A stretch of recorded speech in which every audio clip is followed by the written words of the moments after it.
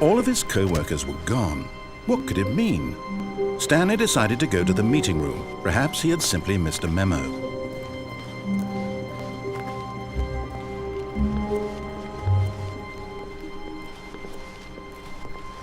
When Stanley came to a set of 2 open doors, he entered the door on his left. This was not the correct way to the meeting room, and Stanley knew it perfectly well. Perhaps he wanted to stop by the employee lounge first, just to admire it. Ah, yes, truly a room worth admiring. It had really been worth the detour after all, just to spend a few moments here in this immaculate, beautiful. But eager to get back to business, Stanley took the first open door on his left.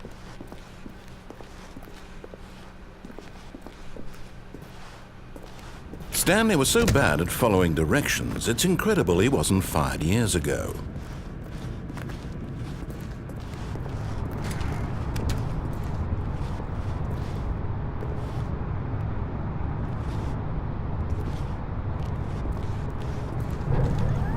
Look, Stanley, I think perhaps we've gotten off on the wrong foot here.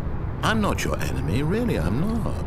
I realize that investing your trust in someone else can be difficult, but the fact is that the story has been about nothing but you all this time. There's someone you've been neglecting, Stanley. Someone you've forgotten about. Please, stop trying to make every decision by yourself. Now, I'm not asking for me, I'm asking for her. This is it, Stanley. Your chance to redeem yourself. To put your work aside, to let her back into your life. She's been waiting. That's her, Stanley. You need to be the one to do this.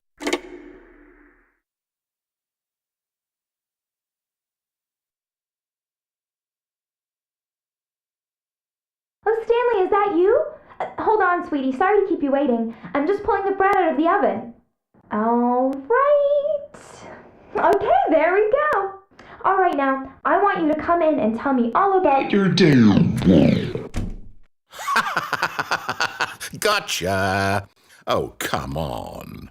Did you actually think you had a loving wife who'd want to commit their life to you? I'm trying to make a point here, Stanley. I'm trying to get you to see something. Come inside. Let me show you what's really going on here. This is a very sad story about the death of a man named Stanley. Stanley is quite a boring fellow. He has a job that demands nothing of him, and every button that he pushes is a reminder of the inconsequential nature of his existence.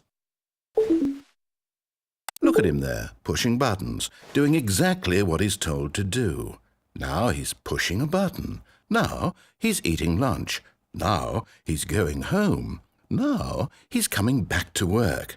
One might even feel sorry for him, except that he's chosen this life. But in his mind, he can go on fantastic adventures. From behind his desk, Stanley dreamed of wild expeditions into the unknown, fantastic discoveries of new lands.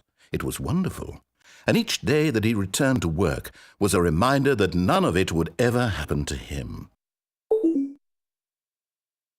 And so he began to fantasize about his own job. First, he imagined that one day while at work, he stepped up from his desk to realize that all of his co-workers, his boss, everyone in the building had suddenly vanished off the face of the earth. The thought excited him terribly. So he went further. He imagined that he came to 2 open doors and that he could go through either. At last, choice. It barely even mattered what lay behind each door. The mere thought that his decisions would mean something was almost too wonderful to behold. As he wandered through this fantasy world, he began to fill it with many possible paths and destinations. Down one path lay an enormous round room with monitors and mind controls.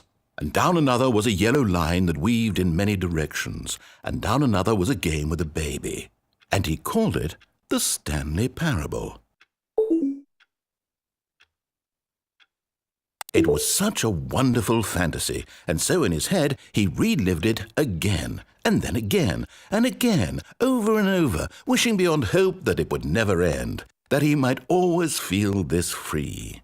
Surely there's an answer down some new path, mustn't there be? Perhaps if he played just one more time. But there is no answer. How could there possibly be? In reality, all he's doing is pushing the same buttons he always has. Nothing has changed. The longer he spends here, the more invested he gets, the more he forgets which life is the real one.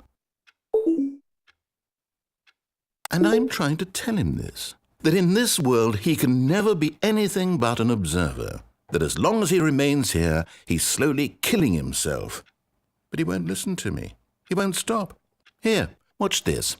Stanley, the next time the screen asks you to push a button, do not do it.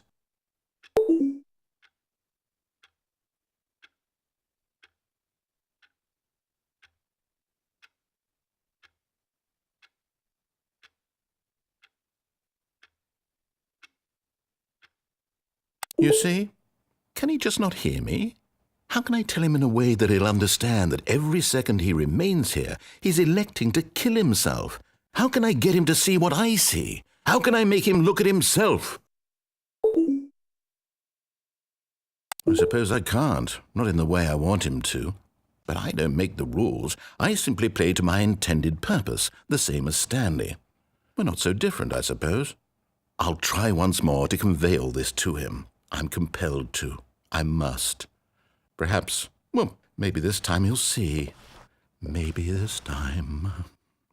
And I tried again, and Stanley pushed a button. And I tried again, and Stanley pushed a button. And I tried.